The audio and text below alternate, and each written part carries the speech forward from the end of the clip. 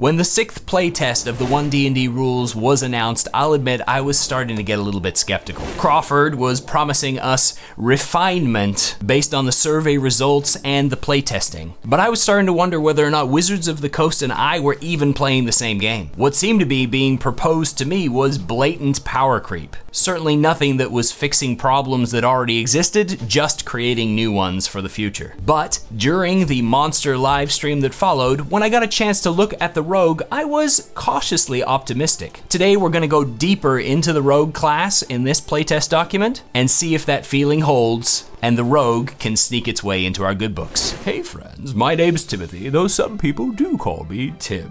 I'm a professional dungeon master, and here on my channel, I'll help you improve your game of Dungeons and Dragons. Sink man, let's get to it, shall we? In case you're looking for the too long, don't want to watch it version, here's the design notes for the rogue changes proposed. Sneak attack is no longer required to be used on your turn with the attack action. While weapon mastery, the formerly warrior exclusive ability that premiered in the last playtest, is now available to rogues at first level also. The rogue subclasses are returning to their 2014 progression, and steady aim has been ported in from Tasha's Cauldron of Everything as a 3rd level ability. Cunning Strikes is a new 5th level ability that modifies your sneak attack with various detrimental effects. A number of old favorites have returned from whence they came, including Expertise coming back to 6th level and Evasion returning to 7th. Meanwhile, Reliable Talent has moved from 11th level down to 7th level, bringing it into the 2nd tier. Improved Stunning Strike allows you to double the amount of changes that you can use your Cunning Strike to do to your sneak attack at 11th level, while Devious Strikes at 14th level gives you several more options. They've done away with Subtle Strikes, the playtest ability to essentially give you pack tactics, and they've returned Elusive to 18th level. Finally, Stroke of Luck returns to 20th level, doing away with all that epic boon nonsense, but retains its playtested increase in power. But if you're not here for the 60-second review, then let's continue and tackle these things one by one. The first change is really not a change at all. Sneak attack is returning to pretty much the old verbiage, essentially meaning that rogues are again able to get a sneak attack on their turn, as well as sneak attacks during other people's turns, and they no longer have to be using the attack action, which frees up certain situations like the bonus action offhand attack or other means of somehow driving your shiv into the bad guy. It's a minor change in the wording, but is a big change in the proposed power level of the rogue going forward. Considering all the different sneaky ways to get yourself sneak attack more than once in a round, like the haste and ready trick or having an order cleric as your partner, it's important that we realize that this returns the rogue to the previous functionality. Given that the extra dice don't crit thing that was introduced in one of the earliest playtests doesn't appear to have continued to make it into the glossary, this leaves rogues just as deadly as they were before. Meanwhile, adding weapon mastery to the rogue is a significant change and increase in power. Every day you'll be allowed to choose 2 of the weapons that you're proficient with in order to unlock their mastery potential. And there are some pretty decent options included in the mix. The suggested options of dagger and shortbow seem like a fairly iconic set of choices for a rogue, allowing them to use the bow's ability to vex their foes to grant you advantage on your next attack if you hit with one. This allows the rogue to free up their bonus action on any round where they are successfully continuing to slay their foe, which obviously adds a lot of fun stuff and answers the rogue question of, do I have advantage? Do I have advantage?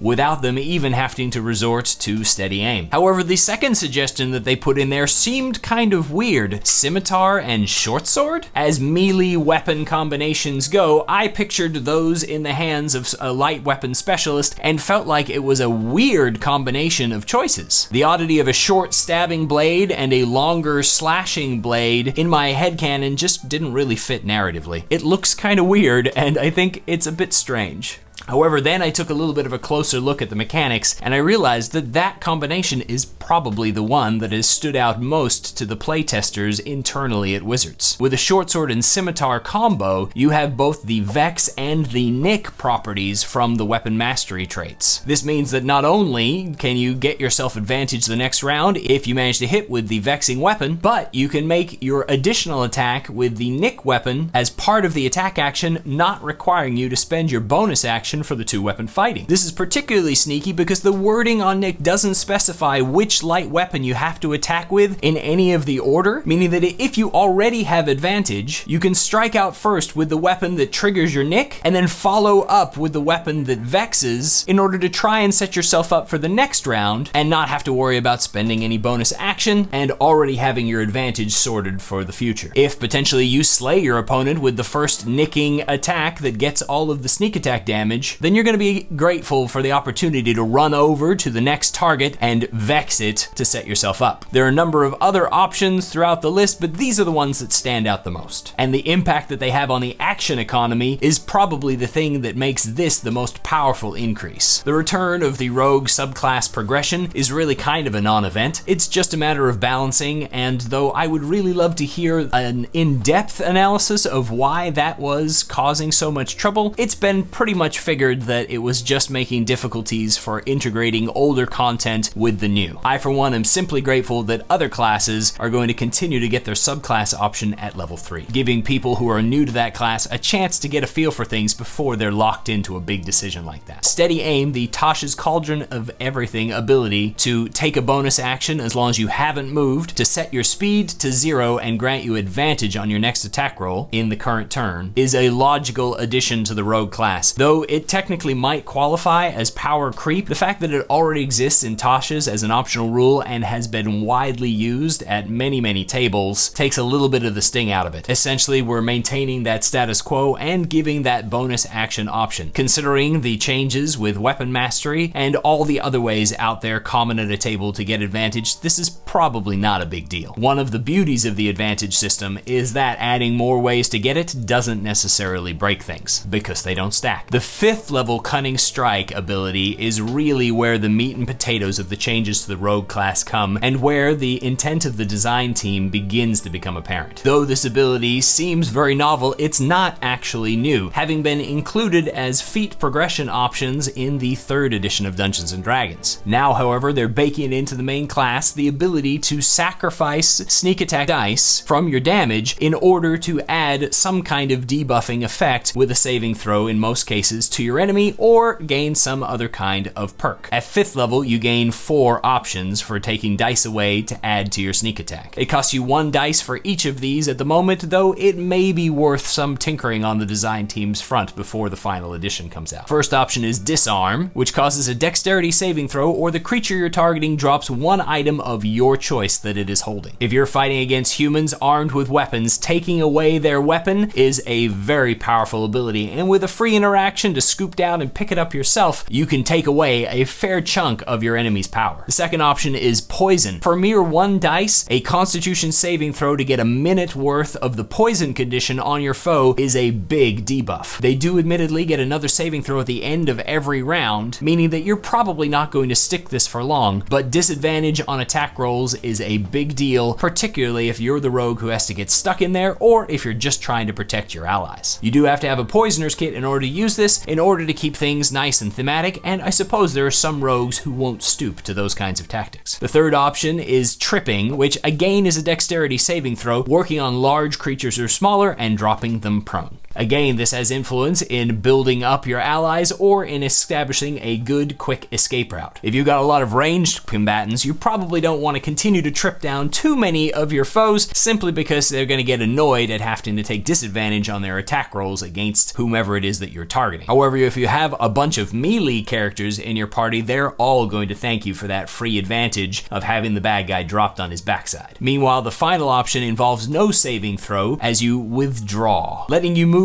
up to half your speed without provoking attacks of opportunity. This is yet another way that the action economy is shaking out to allow the rogue to potentially save that precious bonus action, as you'll no longer need to disengage. As long as you land the first hit, you can use the dash action and move double your speed plus a half of your speed all in one round without provoking opportunity attacks when it counts. This allows you to kind of pull a monk moment where you are a short sword archer, dashing in from a distance, stabbing, and then retreating back behind the lines. It also integrates well with other options and allows you to take pot shots from afar while slipping behind total cover, using your bonus action to hide again after you've done so. Withdraw might act actually be one of the most potent of these options, simply for how it allows you to save that bonus action for the hide effect. Expertise and evasion returning to whence they came is not really a huge big difference, though with reliable talent moving down to 7th level, it certainly makes that level pretty stacked for the rogue. I personally don't actually like the reliable talent ability, nor any of the spin-offs like the one on College of Eloquence for bards. Setting a minimum number on a dice roll, unfortunately, with the way the game is going at the moment and the single attribute dependency that we seem to drive ourselves towards, means that rolling a 10 means rolling a success. It's not necessarily a bad thing for a rogue to succeed on many things and to be really good at what they do. I want that for my players. What I don't want, however, is a mechanic that takes away any sense of tension. And unfortunately, that is what players seek when they have the opportunity to do so. That sense of certainty that they're looking for feels gratifying when they create that portion of the character and seems like it would be a really big boost to their fun, but the lack of tension makes scenes that revolve around the skill set that reliable talent is influencing feel flat and uninteresting. It's not that them having certainty and confidence in their ability is a bad thing, it's just the frustration of there being no tension when those skills are going to be the highlight. And it forces DMs to find other ways to challenge the group in order to keep the game flowing in an exciting way. Personally, my fix would be simply to have reliable talent grant advantage. This is a nice boost mechanically while still keeping things bounded in the accuracy system and always leaving that 1 in 400 chance of 2 1s in a row. But I'm fairly confident that I'm not going to get my way on this one, and so looking at it objectively, I'm actually pleased with reliable talent at 7th level instead of at 11th level. And the big reason for that is because of the bounded accuracy system and the bonuses that our characters have. There are plenty of builds out there for the rogue that are not yet going to have a 20 in their dexterity. And at 7th level, a rogue has a +3 proficiency modifier. Assuming an 18 dexterity, that means we're looking at a +7 on many of their skills and a +10 on those that they are an expert at. Combined with the reliable talent, this means that rogue will succeed on all hard challenges that they are proficient in with their primary statistic, and will succeed on all very hard things that they are an expert at. However, DCs of 21 through 25 will still pose some sense of challenge and tension. Meanwhile, for those skills that they are trained in that are not their areas of speciality and are not tied to the dexterity statistic, the rogue is unlikely to automatically succeed on very hard challenges, though their secondary abilities will probably allow them to get a +5 bonus in order to succeed on hard tasks reliably. This sets a bar and a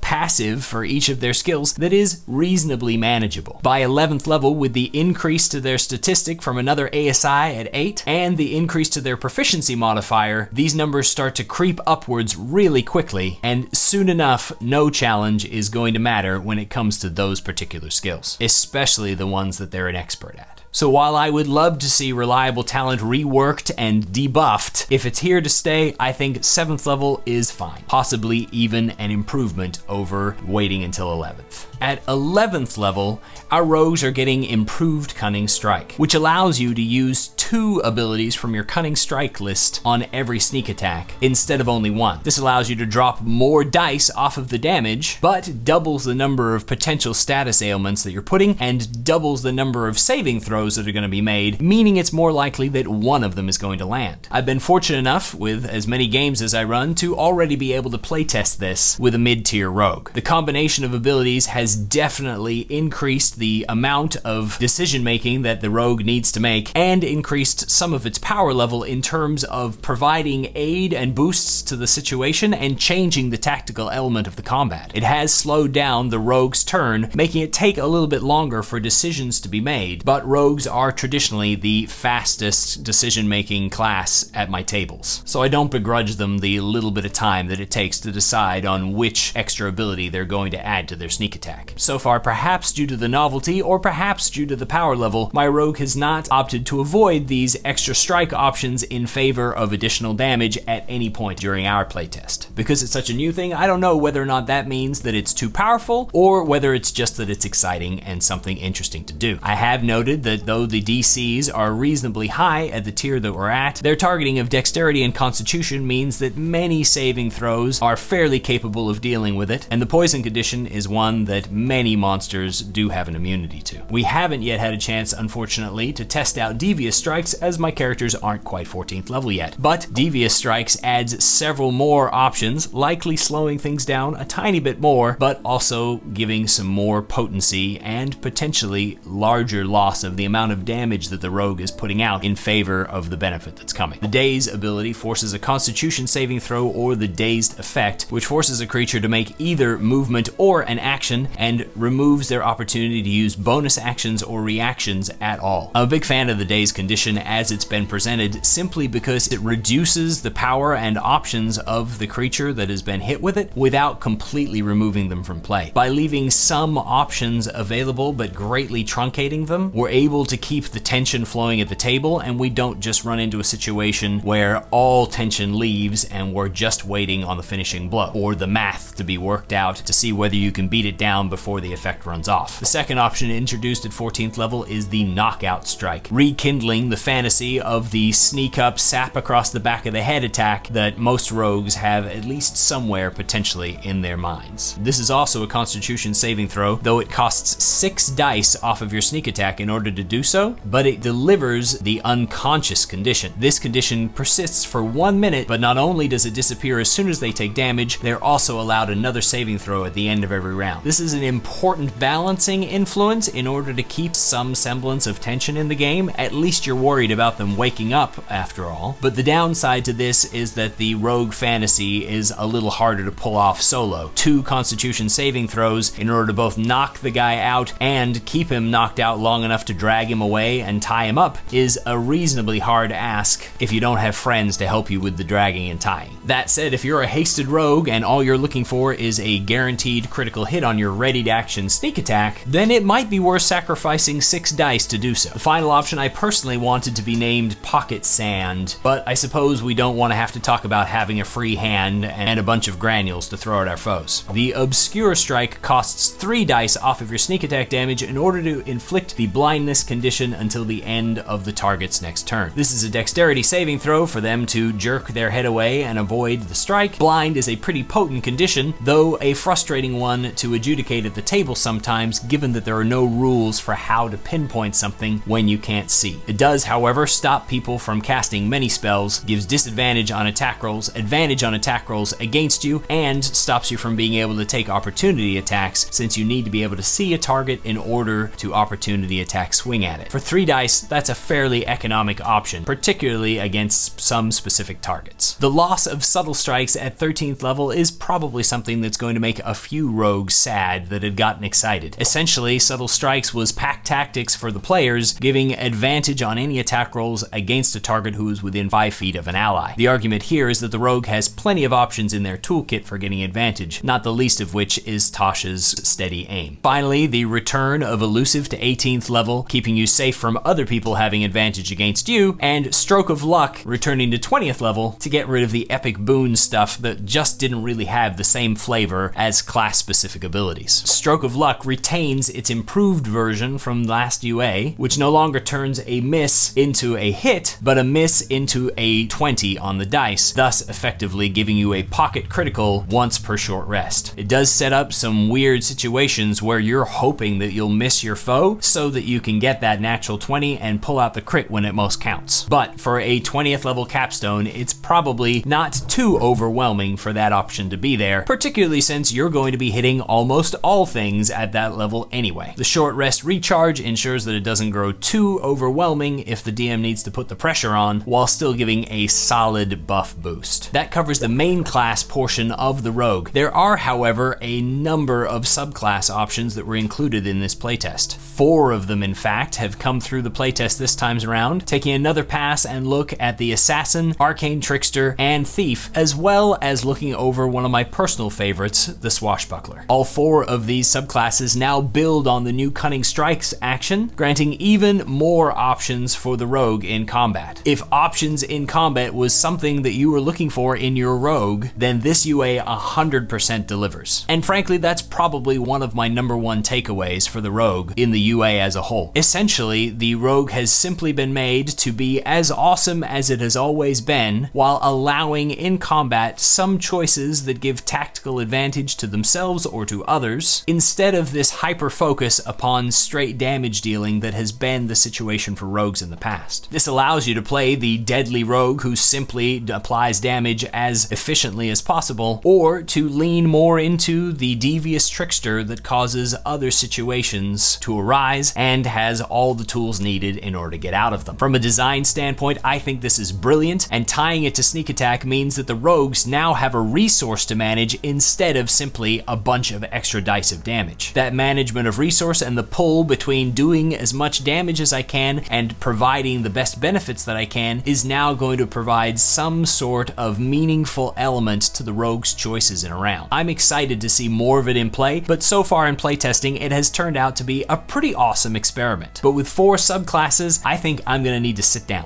One of the other unique things about this playtest for the rogue is that we have 4 different subclasses to review today. Unlike the original player's handbook, the playtest puts them in alphabetical order, so my sanity and OCD doesn't go quite so nuts. And so we'll tackle them in that same order and begin with Arcane Trickster. The Arcane Trickster as a subclass is already pretty widely beloved. It's a class that I've seen go through the entirety of level 1 through 20 play at least twice, and I've currently got a mid-tier Arcane Trickster in one of my games. They're essentially the opportunity to gish together a little bit of wizardly power and trickery on top of the usual rogue toolkit. And so it's probably no particular surprise that this UA has a more streamlined adjustment to the Arcane Trickster than it did to anything else. Unfortunately, the one thing that didn't get addressed was how irritating it was to try and cast a full action mage hand in order to be able to start benefiting from its use. Being able to utilize it from round by round as a bonus action is all well and good, but finding the time to take a full action to put out a spell that only lasts for 1 minute and is useful to you in combat is a real bugbear. Personally, if there was a change that I was going to make, it would probably be that you could summon a mage hand with a bonus action as an Arcane Trickster in addition to all the other cool G's. But instead, the changes that they made were mostly quality of life improvements regarding spellcasting. Previously, Arcane Tricksters were limited in being able to only take primarily enchantment and illusion spells. And that still starts off as the case at 3rd level. When you take the class, your spells are mostly selected from those schools. However, what they did was remove that restriction from that point going onwards. So while you will have an illusion and enchantment in your repertoire, the rest of your spells are pulled from anywhere on the arcane spell list. This also is a change in that it's no longer the wizard spell list, simply because wizards don't really have a spell list, but it does mean that they can have spells that are wizard only that Arcane Tricksters won't be able to pull from to add that little bit of differentiation for the different classes. Similarly, rogues now gain the ability to use arcane focuses in order to cast their spells, which is just really an omission from the original, and on every level up you're allowed to change out one of your cantrips so that you can slowly adjust your loadout depending upon the needs of your current level. The second and only other change made to the Arcane Trickster in this UA document was to adjust the 13th level Versatile Trickster ability. Instead of making it to where your mage hand provides you with advantage against targets that are nearby, it now gives you new options for your Cunning Strike. This is an ongoing theme with the subclasses, which all have some kind of additional option or another. In the case of the Arcane Trickster, they don't gain a new option so much as gain an enhancement to an option they've already received. With the Arcane Trickster, if you use the Disarm or Trip special features on your Cunning Strike, you can apply them not only to the target of your sneak attack, but also to an additional target who is within 5 feet of your mage hand. This allows you to do some awesome things like drop 2 guys prone onto the ground in one sneak attack move at widely different locations, perhaps flavoring it as tying people's shoes together until they come tripping to the ground, or to snatch right from an enemy's hand the wand, weapon, holy symbol, or other important item that they happen to be holding. Because this is part of your sneak attack and doesn't impact on your action economy, you still have your bonus action remaining, meaning that you can direct your mage hand with the Mage Hand Legerdemain feature as a bonus action to snatch up whatever it is knocked out of somebody's hand, and you can use your free interaction to snatch up whatever you knocked out of your opponent's hand, effectively allowing you to disarm and steal from 2 opponents in one round. Personally, I think this is a flavorful addition and a nice tweak to an already solid subclass. Much like my opinion on the rogue in general, I feel like this one lands really well, fits the themes that we're looking for, and doesn't take anything too far outside the lines. Next up, we have the assassin. This class has undergone much more of a change than its previous versions, probably due to feedback about the frustration involved in trying to utilize the assassinate ability, which is really a very lone wolf sort of ability, requiring you to get surprise upon your enemies while traveling in a party full of lummoxes with low dexterity and heavy armor, and in a game that is designed around teamwork. The assassin class has seen a big change in this UA in that now it works during that first round of combat with most of their cool abilities, but does not require you to surprise your enemy, merely to act before it does. It even helps you to accomplish this because the assassinate feature gained at 3rd level when you take the subclass gives you advantage on your initiative rolls. I hardly need to mention how potent the ability to get advantage on initiative rolls really is. There's probably no more important roll for you to make when rolling in a combat in D&D, except maybe your death save when you've already got 2 death failures. Winning initiative can make or break more fights than not, and with a rogue already having a high dexterity, you're gonna go sooner rather than later more often than not. In addition to providing advantage on initiative, the assassinate ability's surprising strikes feature gives you advantage during the first round of combat against any creature that hasn't taken a turn yet. Instead of making this attack a critical hit like occurred in the previous edition of the assassin, the surprising strikes feature now adds your rogue level to the damage dealt by a successful sneak attack during that first round. This is a reasonably meager amount of damage at low levels that continues to scale up with you as you grow, but never becomes truly overwhelming, though when packed onto a whole bunch of sneak attack dice, it's still going to mean that your rogue's initial hit is a real doozy. That said, by comparing the old version where a critical hit doubled all of your sneak attack dice versus the current where you're just adding your rogue level, which won't double even if you happen to crit, the drop in your damage potential during that first round is pretty noticeable. The 17th level feature attempts to ameliorate this somewhat in order to make you a truly deadly assassin, but if you have to wait all the way until the final tier to be able to be good at what you do, then you're probably not as good at it as you would prefer. That said, this is probably a good and needed adjustment, as being able to automatically crit on that first round would make this an insanely powerful dip option for other classes that specialize in big Nova hits. The second adjustment, the infiltration expertise, combines the 2 previous abilities, infiltration expertise and imposter, into one feature that makes it more possible for you to pretend to be somebody who you're not. You gain advantage on deception checks while you're impersonating somebody using a disguise kit, and you can unerringly mimic their speech patterns and voice if you have been listening to them for long enough. It's a pretty cool feature if you're interested in the Master of Disguise face reveal opportunity right after you've assassinated your foe, or if you want to just get into the fantasy of being able to pass yourself off as whoever it is that you choose to do. Personally, I probably would have preferred a slightly wider range of skill check opportunities that gained advantage from the feature, because while you are going to be deceiving somebody when you are in a different persona, you might also be attempting to persuade, intimidate, or otherwise ruin their day, and that disguise might be an integral part of that particular check as well. I can understand why they simplified it, simply because deception is probably the most likely used skill when you're impersonating somebody. The 13th level feature is a new feature in Venom Weapon. Much like how the Versatile Trickster enhanced a previously gained Cunning Strike option, in Venom Weapons increases the potency of the Poison Cunning Strike. Essentially now, in addition to getting the poison condition upon the target that you've successfully sneak attacked, you also get to add 2 dice of poison damage that ignores resistance, though not immunity. This makes that poison opportunity really hard to pass up for the assassin, not only debuffing the enemy, but not taking a huge hit to their damage. Obviously, the Constitution saving throw that's in the way is a bit of a holdup, particularly since it does not do half damage on a successful Constitution saving throw. Against targets that are ridiculously hard to harm with Constitution saving throws, you may be better off not using this option, but against those targets with a more frail Constitution, the extra dice is a no-brainer. Finally, the capstone 17th level ability of the assassin, Death Strikes. When you hit with a sneak attack on the first round of combat, the target has to make a Constitution saving throw, or else the attack's damage is doubled against it. This has a couple of interesting connotations because it doesn't specify that it's giving them vulnerability. If you can find a way to be targeting a creature's vulnerability, you are in effect doubling and then doubling again your damage. This might be a little bit of an unintended consequence and a niche situation, though if you can use a Grave Cleric build, like several of the old assassin builds, you might be able to combo this up for yourself as a nice teamwork one-shot kill. In addition to doubling the sneak attack damage that you're going to be doing here, if you can score a critical hit by any chance on this by, say, missing at 20th level and using your stroke of luck, you're going to be dealing obscene amounts of damage with that first round shot, gated only by the constitution check of your enemy. Once again, unfortunately, there is no effect against the target if they manage to save the constitution saving throw, but considering that you'll be using this time after time after time at the beginning of every fight if possible, it seems like a fairly manageable restriction. When I went through this during the live stream, there was some concern in me and in others that this would lead to too big first round hits. But because you can't guarantee that you're going to be scoring a critical hit, most of the time the damage caused by this ability, even if they fail the Constitution saving throw, is going to be really big, but not outside of the league of the spellcasters in your group. After all, while you're throwing a death strike against a single target, your wizard friend next to you is throwing literal meteors. And if you take the amount of damage they're doing to the group of people in that target versus your single shot from the shadows, you're definitely being outclassed still. The ability to repeat this in every fight definitely shores it up, and it's a powerful continuation for the assassin. All in all, I think the assassin fits its role better with the changes that have been made here, adding a less potent amount of damage up front, but making it easier to be able to land it, particularly in a group setting. You might not do more damage or even as much damage against that one surprised guy that you managed to get the drop on, but you're going to be doing way more damage over time by being able to reliably use the ability over and over again. The third subtype that was included in the BUA this time around was the Swashbuckler,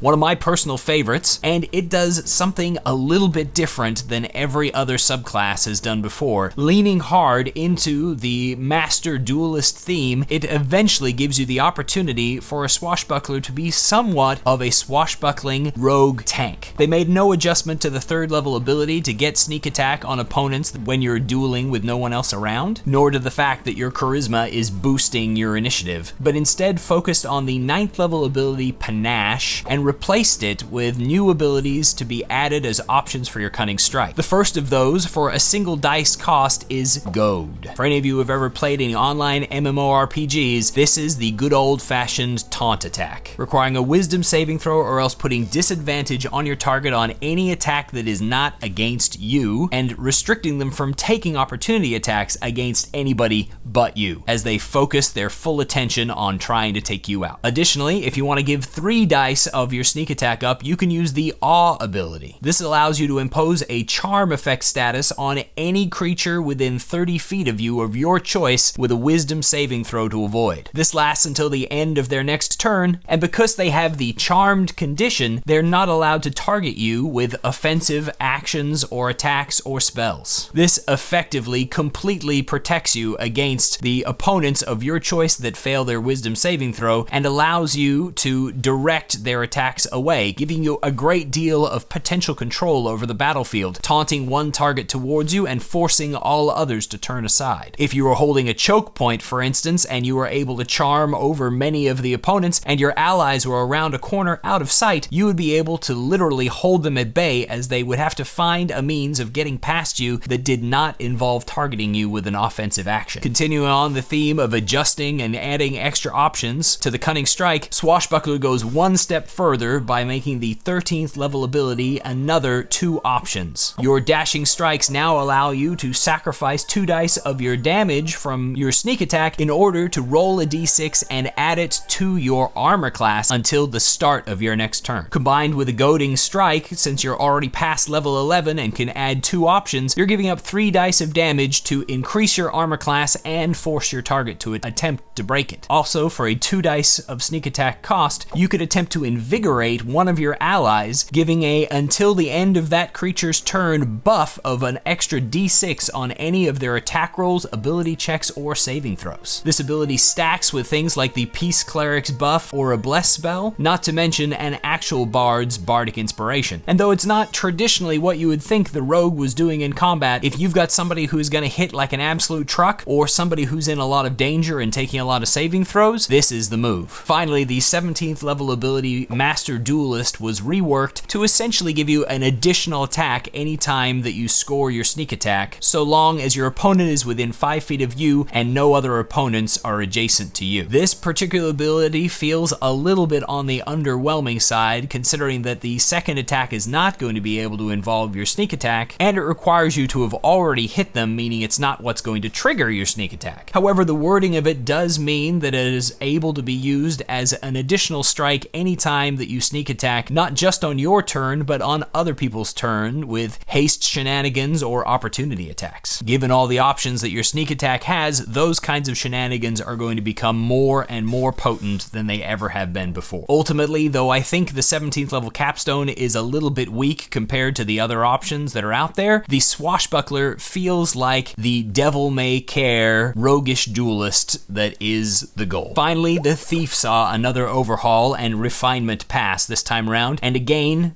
Wizards did a pretty decent job. They finally listened to us regarding fast hands, and now the use device ability is back as a cunning action and can be used to trigger magical items, meaning that potions and iron bands of Bolaro and other such shenanigans are back on the table. You continue to have sleight of hand attached as an option, and there's some implication here that sleight of hand is now the go-to skill for unlocking locks or disarming traps, as well as just picking pockets and random legerdemain. The third level feature Second Story work also got a bit of an adjustment. Compared to the 2014, it's wildly better as it gives you a straight up climb speed, and now you're able to go across a ceiling as long as you end your movement with at least one handhold. I really think that this was a case of the design team leaning into the fantasy fiction of your average thief player, regardless of what rules were in place, to try and make something that would fit that fantasy. Namely, the Mission Impossible style, crawl over the ceiling and coming down to pick up the Fabergé egg sort of thing. That kind of image that is portrayed of monkeying from rafter to rafter in order to get over the heavily guarded object is a classic staple of fantasy adventure, and the Thief delivers that fantasy well. Additionally, the Second Story work finally makes the Thief Rogue a decent jumper. Instead of simply adding dexterity modifier of distance to your jumping, it now bases your jump solely upon your dexterity attribute, allowing you to make the weakling rogue that's still capable at doing the job that they're out there to do. Next, at 9th level, Supreme Sneak was changed mightily, now giving an additional Cunning Strike option called Stealth Attack. For 1 dice off of your sneak attack, if you have the invisible condition from the hide action, the sneak attack that you use to hit them does not cause your hide status, your invisible status, to disappear as long as you end your turn behind 3/4 or heavy cover. This ability, I think, is another nod to the design team trying to play to the fantasy that people are trying to create. You have 2 essential options. You could be sniping from the corners of the battlefield, hidden away and never be seen by your opponents as one by one they fall prey to your shots, dying left and right and trying to decide where the shots are coming from, a la the sniper in the crowded marketplace. Alternatively, if you're a melee rogue, then you can set up functionality of this option by diving out of cover in a dark or foggy situation, slashing your blade across the enemy and then slipping out onto the other side back to some other cover without ever being seen, consistently hamstringing your opponents or leaving nasty cuts as one by one you wear them down, because you would need to maintain some kind of concealment in order to maintain your stealth when running out from the hiding place. This fits well only in situations of darkness or fog or other lightly obscured opportunities that allow you to still target your enemy while maintaining your stealth until the last possible second. Both of these fit pretty amazingly into the rogue fantasy, and I think the design team outdid themselves trying to fit the mechanics to the fantasy. The final adjustment to the Thief Rogue was to return Thieves' Reflexes to its 2014 functionality, giving 2 turns in the first round with 10 points of initiative in between it. This ability is much loved and has seen a lot of use over the years by every Thief Rogue who's stuck it out simply because they know how awesome getting a second round would be. With how awesome that ability is, it really highlights exactly how how lackluster the Swashbuckler ability feels by comparison. It's an incredibly potent ability, and it might honestly be a little bit on the overpowered side, but given that it's been out for this long, it's unlikely that the community is going to stop pushing back at Wizards' attempts to rein it into a little bit more of a manageable state. Caving to peer pressure or deciding to make the right choice, I'm not sure, you decide. With all these changes to the rogue and the various subclasses, there's a ton of stuff to go over and so many different possibilities. With only a few weeks before the survey, we don't really get a lot of chance to playtest all of this material, though I'm doing what I can personally. Have you tried any of this stuff out at your table yet? Or are you planning to? I'd love to hear how it goes so that I can be as informed as I can when I'm sharing with others or running my own games or when I'm filling out the survey myself. So make sure to leave a comment with anything that you might have to say on the subject. I'm always interested because there's always another opinion. Thanks for watching, happy adventuring, and go get your rogue on.